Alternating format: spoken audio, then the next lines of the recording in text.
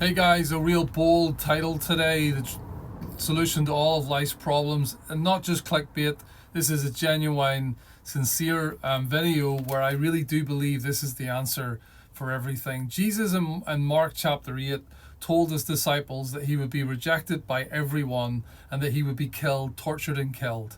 He told his followers this, and then he goes on to tell them in Mark 8, the way of the cross, verse 34 onwards, he said, if you follow me, you're going to have to be willing to give up your life. You yourself actually might experience what I experienced. You have to be willing to give your own life. So I'm going to die after being rejected by everyone, and that might also happen to you. And you think, well, Jesus didn't present them with anything nice. Why would that encourage anyone to follow him? How on earth are they going to deal with a message like that? Well, what Jesus does for them is what I think he wants to do for us. He then gives them a transforming encounter with himself, a transforming encounter with God. This then is preceded, what follows to this is the transfiguration. Jesus then goes up on the mountain, he takes Peter, James and John along, and Jesus is transfigured before them. And in this moment, they hear the voice of God saying, this is my son, I'm well pleased with him, listen to him. I believe that message was for all of us. That's why it was recorded and written down, because that's what we need to whatever problem we're facing in life. We need to have an encounter with God where we hear his voice telling us, listen to Jesus, follow him and trust in him. Even though I've just told you this is going to be unbelievably difficult, this is all you need.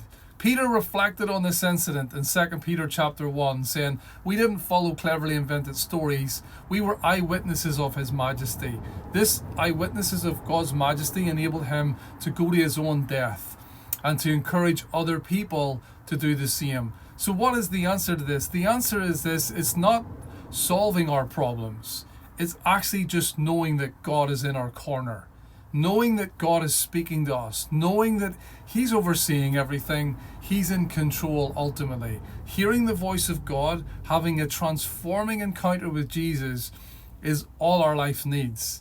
That will reduce the problems, which they're always going to come, whatever it is. If the problem you have right now feels insurmountable, I can't overcome this sin, I can't enjoy my life, I feel depressed, I feel always anxious and insecure. I've been there before. I was constantly insecure as a young man. I thought there was no way out. I remember going on to a beach at the end of third year when I was a young man, and I remember I just didn't know how to get through my life at that point. And I remember reaching out to pray for one of the very first times, and I've no kidding, that was a transforming moment in my life, of which I've needed many, many more. Wherever you're at today, believe me, as fickle as it might sound and whimsical as it might sound, what our lives need is a transforming encounter with Jesus, where we hear the voice of God. A couple of things that might help us today to have that transforming encounter.